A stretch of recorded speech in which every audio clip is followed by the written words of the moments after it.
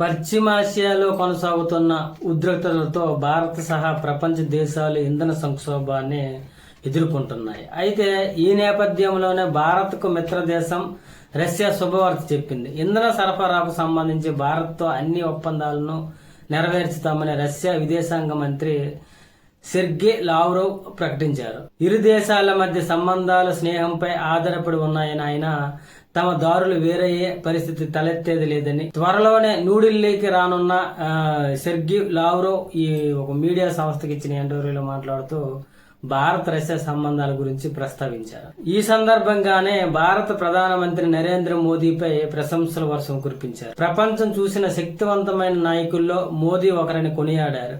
ఆర్థిక వ్యవస్థ, సైన్యం, సంస్కృతి సహా భారత్ను అన్ని రంగాలలో సార్వభౌమాధికారం సాధించడమే లక్ష్యంగా పనిచేస్తున్నాయని వివరించారు. ఇంధన సరఫరా బాధ్యతలను రష్యా ఎన్నడూ విస్మరించేది లేదు. ఈ విషయంలో భారత్ ప్రయోజనాలకు ఎటువంటి ఇబ్బందులు కలగనివ్వం, ఆయిల్ సరఫరాలో ఆటంకం ఏర్పడనివ్వం, ఇరు దేశాల మధ్య ఒప్పందాలకు విఘాతం కలగకుండా చర్యలు తీసుకుంటాం. కుడంకులం న్యూక్లియర్ పవర్ ప్లాంట్ కొత్త యూనిట్ల నిర్మాణంలో భారత్కు మా సహకారం కొనసాగుతుంది.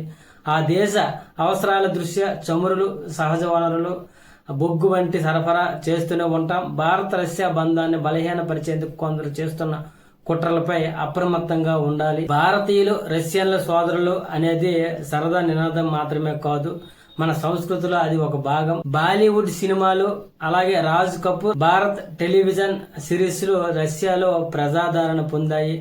ఆర్థిక, సైనిక సహకారం, ఇంధన సరఫరా, సాంస్కృతిక, మానవతా సంబంధాలు వంటి అనేక అంశాలలో ఇరు దేశాల మధ్య సంబంధాలు దృఢంగా ఉన్నాయని రష్యా విదేశాంగ మంత్రి మాట్లాడారు. అలాగే పశ్చిమాసియాల యుద్ధం కారణంగా హర్ముజ్ జలసంధి ఇరాన్ మూసివేయడంతో ఇంధన సరఫరా నిలిచిపోయింది. దీంతో భారత్ సహా ప్రపంచం మొత్తం తీవ్ర సంక్షోభాన్ని ఎదుర్కొంటుంది.